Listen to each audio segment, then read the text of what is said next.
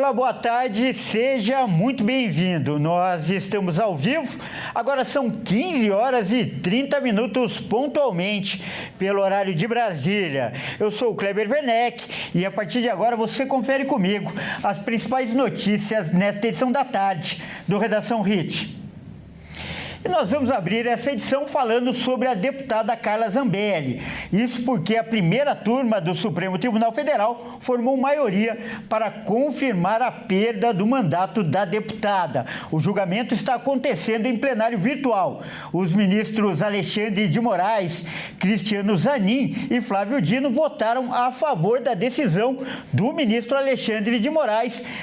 Ainda resta o voto da ministra Carmen Lúcia. A decisão de Moraes derruba a votação que aconteceu ontem na Câmara dos Deputados e que previa a manutenção do mandato de Zambelli, mesmo condenada em regime fechado.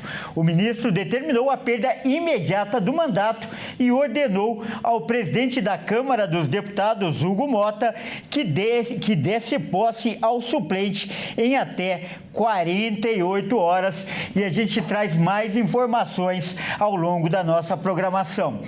E olha só, 680 mil imóveis ainda estão sem energia elétrica em São Paulo. São mais de 50 horas depois do vendaval que atingiu a região metropolitana e alguns consumidores, olha só, correm até risco de vida por causa disso. O Caio Veríssimo vai mostrar ao vivo agora a história de uma idosa que usa respirador e mora em um prédio que está às escuras, não é isso, Caio? Boa tarde, conta essa história pra gente. É isso, Kleber, boa tarde a você, boa tarde a todos que estão nos acompanhando aqui na HIT TV. Pois é, ontem nós conversamos aqui na Redação HIT da tarde com o nosso público, mostrando qual foi o impacto desse vendaval, de todo esse caos que São Paulo está passando na vida dos comerciantes, né? Hoje a gente vai falar a respeito daqueles que precisam urgentemente dessa energia porque estão sendo impactados na saúde. Olha só, a gente está aqui com a Dona Maria, pedi para o nosso câmera mostrar. Dona Maria, muito boa tarde, obrigado por nos receber. A Dona Maria, ela faz uso de oxigênio, um cilindro de oxigênio, e a gente vai conversar um pouquinho com ela para entender como ela está passando por esse momento. Dona Maria, conta pra gente, como que a senhora tem lidado com a falta de energia aqui? A senhora precisa desse oxigênio ligado na tomada, né? Conta pra gente como está sendo essa situação. Eu tenho que ir para casa do meu filho. Aí eu durmo lá e volto de manhã. Mesmo porque eu cuido de cachorro aqui em casa, então não posso nem ficar fora de casa. E não posso ficar sem o balão de oxigênio à noite. Conta pra gente, quanto tempo que a senhora faz uso já desse balão de oxigênio, né? E por que a senhora precisa usar? Faz 4 anos que eu uso, porque eu tenho efizema pulmonar. 4 anos, né? E toda noite a senhora precisa ir para casa do filho da senhora para poder... Toda noite, porque não tem como eu ficar sem o balão aqui. Sim, eu vou pedir para o nosso câmera, o Anderson, mostrar aqui para o nosso público, né, o oxigênio que ela usa ali enquanto a gente vai conversando. Dona Maria, a gente percebe que muitas outras pessoas, né, estão passando também por isso aqui. A gente viu alguns vizinhos mesmo da senhora aqui que estão passando. Qual a maior dificuldade que a senhora tem enfrentado nesses dias? Do balão mesmo, porque o meu cansaço é muito forte. Se ele ataca forte, tem dia eu tenho que parar até no hospital. E o problema é que vocês ligam, a senhora contou pra gente que ligaram lá e agora a estimativa que deram é só... Segunda-feira. Segunda-feira é o provável dia que vai voltar. Que vai voltar. É isso, Kleber. Olha só, a situação da Dona Maria e muitos outros estão passando por isso. A Enel disse que, muito provavelmente, pelo menos aqui nesse endereço, os moradores é de segunda-feira apenas. Então, olha só, ainda passar um fim de semana inteiro sem energia vai ser muito difícil, tanto para a Dona Maria quanto para milhares que moram aqui nessa região. E olha só, para a gente entender um pouco mais de como ainda está essa situação em São Paulo, a gente vai ver agora um VT que nós preparamos. A falta de luz foi causada pelo maior vendaval já registrado na cidade de São Paulo na quarta-feira, com ventos de até 98 km por hora. Essa velocidade do vento nunca tinha sido aferida pelo Instituto Nacional de Meteorologia desde o início das medições em 1963. Árvores caíram, mais de 2 milhões de unidades consumidoras ficaram sem energia elétrica e mais de 300 voos foram cancelados. A Prefeitura de São Paulo notificou a Agência Nacional de Energia Elétrica e a Enel Distribuição, São Paulo, por conta do grande número de veículos da concessionária parados na garagem enquanto moradores estão sem energia elétrica. Na notificação, a Prefeitura informou ter verificado que, ao longo do dia, somente uma fração reduzida de veículos de atendimento circulava nas ruas para resolver os problemas causados aos moradores. Desde o ano passado, a Prefeitura diz ter enviado 2 ofícios ao Tribunal de Contas da União e outros 2 à ANEEL, solicitando medidas efetivas contra a concessionária, maior fiscalização do contrato de concessão e aplicação de multa contra a Enel. O cancelamento do contrato de concessão da energia elétrica da cidade de São Paulo também foi solicitado. Além disso, a administração municipal pediu ao Procon cobranças sobre a responsabilidade da concessionária e pedido de aplicação de multa pela demora em restabelecer a energia elétrica. Entre novembro de 2023 e novembro de 2024, o Procon aplicou ao menos 3 multas na Enel que somam cerca de 40 milhões de reais. Já a Arcesp multou a concessionária em 165 milhões e 800 mil reais em 2024 por falhas no fornecimento de energia na Grande São Paulo. A concessionária diz cumprir integralmente suas obrigações contratuais e regulatórias.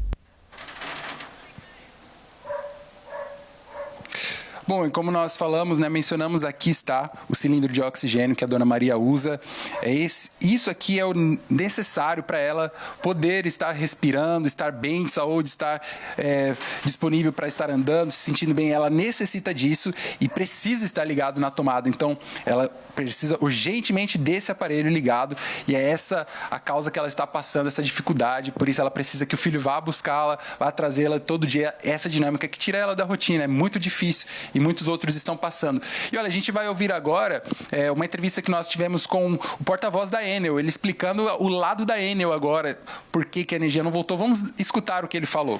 Foram ventos de 97, 98 quilômetros que entraram, na cidade de São Paulo. Esses ventos, desta forma, como entraram durante todo o dia e com rajadas de 98 quilômetros por hora, derrubaram muitas árvores. E no nosso caso, essas árvores que caem, elas causam uma destruição na rede. A gente não está falando aí de uma quebra simples, de um cabo, de alguma coisa simples. Não, ela joga o poste para o chão, ela joga o transformador para o chão, ela joga a rede inteira para o chão e a gente então tem que reconstruir essa rede. Nós temos 1.600 equipes trabalhando em campo, essas equipes trabalhando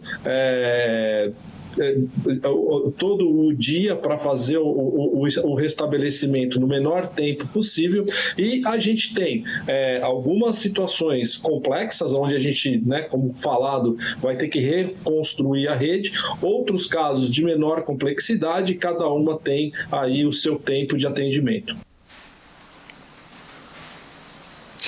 Pois é, Kleber. Bom, é isso. O representante da Enel explicando as dificuldades que eles estão enfrentando, mas o povo também está muito ansioso e muito necessitado de que retorne logo essa energia, porque o caos está se estabelecendo ainda mais. Bom, a gente fica por aqui. Eu volto com você aí no estúdio, Kleber. Tá certo, Caio. Muito obrigado aí. Brilhante participação. E daqui a pouco eu te chamo para falar mais dos problemas causados pelo vendaval e pela chuva em São Paulo. Bom, a gente vai mudar de assunto agora para fazer nosso giro de repórteres pelo país e saber o que é notícia nesta sexta-feira. E olha só, agora você vai ver uma imagem impressionante. Um trabalhador, ele filmou um grande deslizamento de terra em Santa Catarina. O acidente aconteceu quando ele e um grupo haviam acabado de fazer um serviço exatamente nesse local. Por pouco eles escaparam. Vamos ver com a Michele Veiga. Pois é, pensou no susto, você tá lá trabalhando, daqui a pouco começa a filmar um deslizamento de terra. Foi o que aconteceu em Santa Catarina, na cidade de Itajaí, ali no Morro do Benedito Novo. Isso mesmo, o deslizamento aconteceu na comunidade de Liberdade, quando o trabalhador fazia uma manutenção em um dos prédios. Ele percebeu uma movimentação de terra, acabou fazendo a filmagem. Ninguém ficou ferido, foi uma área ali que não tinha nenhum tipo de preocupação. Ele ouviu os estouros ali da vegetação e da soltura dessas placas e acabou filmando. O coordenador da Defesa Civil da cidade explicou que isso aconteceu devido às chuvas, que aconteceram aqui no estado, assolaram, melhor dizendo, o estado nos últimos dias. O morro ficou ali com muita umidade e o calor que só está fazendo hoje já aqui fortemente assim, em Santa Catarina, o sol hoje abriu bastante, aí não foi o suficiente para secar a estrutura do solo, mas fica o alerta, quando você observar aí em áreas que tenha essa predisposição para deslizamentos de terras, rachaduras ou então esses barulhos, diferentes ali da vegetação, você não chegue perto, vá para um local seguro e acione os órgãos de defesa aí do seu município. Nesse caso de Benedito Novo, lá no Morro, no Vale do Itajaí, ninguém ficou ferido, foi só para registro e para chamar atenção em tipos de ocorrência, não chegar perto. E olha só, no Rio de Janeiro, os acidentes envolvendo bicicletas elétricas quase dobraram em um ano. Vamos ver agora com o Anderson Nascimento. O número de acidentes envolvendo bicicletas elétricas e outros veículos autopropelidos quase dobrou no município do Rio de Janeiro entre 2024 e 2025, segundo dados obtidos pelo Corpo de Bombeiros. De janeiro a outubro deste ano, foram 318 acionamentos, contra 166 registrados no mesmo período do ano passado. O levantamento revela alta em todos os tipos de ocorrências. O maior salto foi nas colisões, que passaram de 143 para 272, um aumento de 90%. As quedas também cresceram, de 14 para 33, enquanto os atropelamentos subiram de 5 para 6. Até mesmo os casos de fogo em veículos aumentaram. De acordo com o porta-voz do Corpo de Bombeiros, os atendimentos revelam a gravidade dos acidentes. Moradores relatam imprudência frequente no trânsito, o que seria mais um agravamento para os números. Em diversos flagrantes, condutores de bicicletas elétricas, triciclos e patinetes circulavam sem capacete, entre carros ou até em vias expressas, locais onde a presença desses equipamentos é proibida. Segundo a Resolução 996 do Conselho Nacional de Trânsito, o município ainda não pode fiscalizar e aplicar punições a esses condutores que não respeitam as regras de trânsito. Especialistas dizem que a falta de regulamentação municipal, junto ao aumento de bicicletas e outros veículos elétricos pelas vias da cidade, fez com que o número de acidentes disparassem. A Prefeitura do Rio afirma que segue as normas do CONTRAN, que permitem a circulação de bicicletas elétricas, patinetes, patins e skates nas ciclovias. Ciclomotores, motonetas e motocicletas seguem proibidos nesses espaços. Segundo o município, condutores de ciclomotores precisam ter carteira de habilitação categoria AAC ou A. A Guarda Municipal é responsável por orientar usuários e, em casos de desobediência, resistência ou desacato, pode encaminhá-los a delegacias. Trabalho que também pode ser feito por outros agentes de trânsito, como policiais militares. Olha só, uma bomba com um bilhete foi encontrada em frente a uma casa no Mato Grosso do Sul. O esquadrão antibomba teve até que ser acionado para desmontar o artefato. Quem vai contar essa história agora é Elisa Lorini. O vídeo mostra o momento em que a equipe antibombas da Polícia Militar desarma um artefato deixado no portão de uma casa no bairro Monte Castelo, em Campo Grande, Mato Grosso do Sul. O objeto foi encontrado na manhã desta quinta-feira junto a um bilhete com a frase "Dia da sua morte, presente de Natal". O morador afirmou que não tem desavenças e acredita que a situação tenha sido uma brincadeira de mau gosto. Disse que chegou a se assustar no primeiro momento, mas depois se acalmou. A Polícia Militar isolou a rua Santa Maria e detonou o artefato. Segundo os técnicos, tratava-se de um explosivo simples, semelhante a bombinhas, sem potencial de uma grande destruição. E olha, câmeras de segurança gravaram um caminhão desgovernado que fez um grande estrago no Rio Grande do Sul. O veículo perdeu os freios. Vamos ver com o Guilherme Souza. O acidente aconteceu na manhã de quinta-feira em Santa Rosa, no noroeste do estado. Segundo o Corpo de Bombeiros, a carreta perdeu os freios no momento em que uma máquina usada no asfaltamento de vias estava sendo colocada no veículo. Uma câmera de segurança registrou quando o motorista, que estava fora do caminhão, percebeu o veículo em movimento. Repare que ele ainda tenta entrar na cabine, provavelmente com a intenção de assumir o controle do volante, mas não consegue. O veículo acabou atingindo 3 casas que ficaram parcialmente destruídas. O motorista do caminhão, de 47 anos, e o condutor do maquinário, de 39, ficaram feridos e foram levados à unidade de pronto atendimento da cidade. Os 2 já receberam alta e passam bem. Nenhum morador das casas atingidas se feriu. A empresa responsável pelo caminhão informou que houve falha humana e que os danos materiais serão reparados. E olha só, uma operação realizada no Rio de Janeiro interditou uma clínica de estética que pertence à empresária Rayane Fligiuzzi. Ela é conhecida por ser namorada do cantor Belo. E uma esteticista, inclusive, foi presa em flagrante nessa operação. Vamos ver com o Anderson Nascimento. A clínica de estética e bronzeamento da empresária e influenciadora Rayane Fligiuzzi foi interditada após ser alvo de uma operação na última quinta-feira.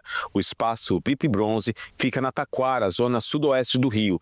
Uma esteticista foi presa em flagrante no local. A ação da Delegacia do Consumidor foi realizada em conjunto com a Vigilância Sanitária. A fiscalização investiga denúncias feitas por clientes contra o estabelecimento. Uma das queixas foi registrada por uma mulher que afirmou ter sofrido queimaduras após utilizar uma máquina de bronzeamento no local. O delegado Wellington Pereira, titular da DECOM, informou que foram apreendidos produtos impróprios para o consumo e 2 câmaras de bronzeamento, cujo uso está proibido pela Agência Nacional de Vigilância Sanitária. Em nota, Rayane e a defesa dela afirmam que o local não funciona mais como clínica há meses, servindo apenas como depósito ou showroom de uma marca da empresária. Além disso, eles alegam que a polícia teria vinculado indevidamente Rayane às atividades de outra clínica. A mulher presa, segundo a nota, seria uma ex-funcionária que abriu outro espaço na Taquara e foi pegar os pertences dela na unidade. E olha só essa história.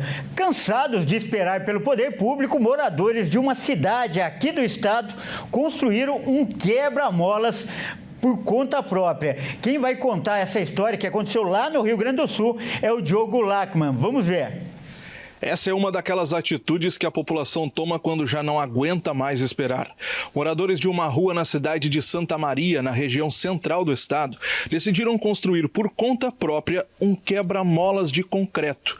Segundo eles, a intenção foi diminuir a velocidade com que os motoristas trafegavam na via e evitar acidentes. Conforme os moradores, eles pediram a ajuda da prefeitura, inclusive com um abaixo-assinado, mas nada foi feito. Cansados de esperar e temendo por um acidente, os vizinhos arrecadaram o valor necessário para a compra do material e instalaram a lombada na via por conta própria. O problema é que, segundo o Código Brasileiro de Trânsito, o ato é considerado ilegal e pode terminar em multa e até sanções criminais. Em nota, a Prefeitura de Santa Maria diz ter sido procurada pelos moradores, mas como a rua é de terra exposta, ela não atende aos critérios técnicos para a instalação de um quebra-molas. Ainda Ainda em nota, o executivo se comprometeu a realizar estudos técnicos para avaliar a real necessidade do redutor de velocidade. E agora é hora de falar de esportes aqui no Redação Hit. E quem traz as informações é o Bruno Buenos Aires. Por favor, Bruno, entre em nosso estúdio. Boa tarde, Bruno, seja bem-vindo. Bruno, nós tivemos a notícia, de um meia que inclusive disputou Copa do Mundo, conhecidíssimo, vestindo a camisa da seleção brasileira, mas agora ele decidiu se aposentar, Bruno. Exatamente, Kleber. Boa tarde a você e também a todos que nos assistem. O meia Oscar do São Paulo anunciou que vai se aposentar dos gramados. O camisa 8 vem sofrendo problemas físicos desde a sua volta ao futebol brasileiro. E agora ele tomou essa decisão, junto com a sua família e amigos. Vamos conferir. O meia Oscar tomou uma decisão que vai mudar o rumo de sua carreira ainda este ano. Oscar enfrenta uma série de problemas físicos desde julho e em novembro ele teve problemas cardíacos e chegou até mesmo a desmaiar durante exames de rotina e precisou ficar sob cuidados médicos. Diante de tudo isso, o camisa 8 decidiu que vai se aposentar ainda nesse mês. O jogador tomou a decisão junto da família e de amigos. O contrato de Oscar vai até 2027 com o São Paulo, que aguarda a procura do atleta para acertar a rescisão contratual. O tricolor paulista acompanhou Oscar durante todo o período de recuperação e não deve ter nenhum entrave para a resolução da situação. Na semana passada, Oscar foi até o centro de treinamento na Barra Funda. Ele cumprimentou os companheiros de equipe e até foi visto com uniforme de treino. Contratado no início da temporada, Oscar soma 2 gols e 5 assistências nos 21 jogos que disputou com o São Paulo. E Bruno, vamos falar agora de bola rolando, Porque amanhã o Flamengo entra em campo novamente e tenta a classificação para a final do Intercontinental. Conta pra gente. Pois é, Kleber. O rubro-negro encara o Pirâmides do Egito na semifinal do torneio. O Flamengo quer repetir a partida que fez contra o Cruz Azul e voltar novamente à final do torneio. E para isso, pode contar com um retorno muito importante no ataque. Flamengo e Pirâmides se enfrentam no estádio Ahmad Bin Ali, no Catar, por uma vaga na final do torneio Intercontinental. O Flamengo chega embalado após vencer o Cruz Azul por 2-1 no Derby das Américas e conseguir a vaga na semifinal. Já o Pirâmides do Egito estreia nesta fase da competição contra o rubro-negro, por ter vencido a Champions League da África, que dá vaga direta para a semifinal da competição. Quem se classificar enfrenta o PSG, atual campeão da UEFA Champions League, na próxima quarta-feira.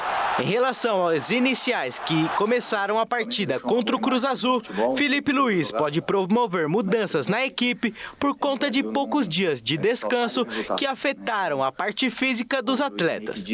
A provável escalação rubro-negra tem Rossi no gol, Varela, Léo Ortiz, Léo Pereira e Alexandro na zaga, Eric Pulgar, Jorginho e Arrascaeta no meio, Carrascal, Samuel Lino e Bruno Henrique comandam o ataque. Uma novidade que pode pintar é o atacante Pedro. O camisa 9 tem treinado junto com o grupo e pode ganhar alguns minutos na semifinal, para assim ter condições de jogar a final contra os franceses. E Bruno, lembrando que nós dois erramos o palpite de ontem do Clássico Carioca, Acabou 2-1 pro Vasco, a gente achou que ia ser 1-1 e foi até o final do jogo, quase a gente acertou. Então, para esse jogo do Flamengo, qual é o seu palpite? Bom, mesmo com pouco tempo de descanso aí para o Flamengo, acredito que o rubro-negro é mais time e vai vencer essa partida. Eu vou ficar com 1-0 aí para o Flamengo. Eu fico com 2-0 para o Flamengo, então tomara que nós acertemos pelo menos agora, Por favor, Kleber. Muito obrigado pelas informações, Bruno. Eu que agradeço, boa tarde a você, um ótimo fim de semana para todos que nos assistem também. Até mais. Até mais. E olha só, nós vamos voltar agora a falar com o Caio Veríssimo, que vai mostrar mais histórias aí de pessoas que foram prejudicadas e também parece que já começou a chover em São Paulo, o que pode dificultar ainda mais a situação e restabelecimento da energia, não é, Caio? É isso, Kleber. Mais uma vez nós estamos aqui na Pompeia, zona oeste de São Paulo. Como você mencionou, voltou a chover agora e olha a chuva apertando aqui, viu, nessa região, o que preocupa e muito, né? Porque nós estamos aí nessa semana onde estamos sofrendo essa falta de energia devido aos vendavais, né, as ventanias e também as chuvas causadas por este ciclone extratropical que veio lá do sul do país. Como eu expliquei ontem, né, esse evento pode ser recorrente, porque isso tem tudo a ver com o aquecimento global.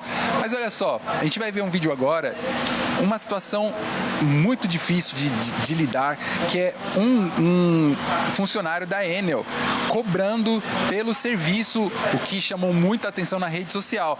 Vamos mostrar para o nosso público agora. O funcionário da Enel, identificado como Alex Rodrigues Nogueira, foi preso por corrupção ativa na Praça Manuel Vaz de Toledo, próximo à Vila Mariana, na tarde desta quinta-feira. O subprefeito da Vila Mariana, Rafael Minatogawa, aborda o funcionário, diz que trabalha na rua Sena Madureira e que ficou sabendo que precisa pagar um valor para ter a energia religada. Durante a conversa, o homem diz que um comerciante o abordou, falando que era obrigação dele religar a energia em outro ponto. Ele segue dizendo que o valor para o conector era R$ 2.500. Na sequência, o subprefeito fala: "Vou dar ordem de prisão para você. O senhor está preso por corrupção. Estou com a Polícia Civil aqui." O subprefeito diz que no local estava cheio de pessoas, hospitais tendo que usar gerador, porque a Enel não consegue religar a energia e tinha gente aqui pedindo propina para religar a luz do cidadão. Mais de 1 milhão de imóveis ficaram sem energia elétrica por conta do vendaval que atingiu a capital paulista nesta semana. O subprefeito ainda revelou que teve acesso a uma troca de mensagens que seria entre o funcionário e um comerciante. No print, o suspeito encaminha a chave Pix para o pagamento. O caso foi registrado no 16º Distrito Policial, da Vila Clementino. Olha só, né? Que situação terrível. Já não bastasse toda essa dificuldade que o paulistano está passando, que o povo está passando, ainda mais a passar por um abuso desse. Bom, essa é a preocupação que o paulista está passando agora. A chuva inesperada e pode dificultar ainda mais o fim de semana. É isso, Kleber. Eu volto com você aí no estúdio. Tá certo, Caio. Muito obrigado aí. Excelente participação e a gente torce para que a empresa responsável restabeleça a energia o mais rápido possível. Torce também para que o clima seja favorável e contribua aí para que esse serviço seja feito o mais rápido possível. Bom, é isso aí, essa edição fica por aqui, eu agradeço demais a sua companhia e você que não é de São Paulo, não nos acompanha pela Rede TV, fique agora com a sua programação local. Você que é de São Paulo, fique agora com o programa Consulta ao Doutor e com ela a Dani Parisi. Ótima tarde, ótimo fim de semana e até mais.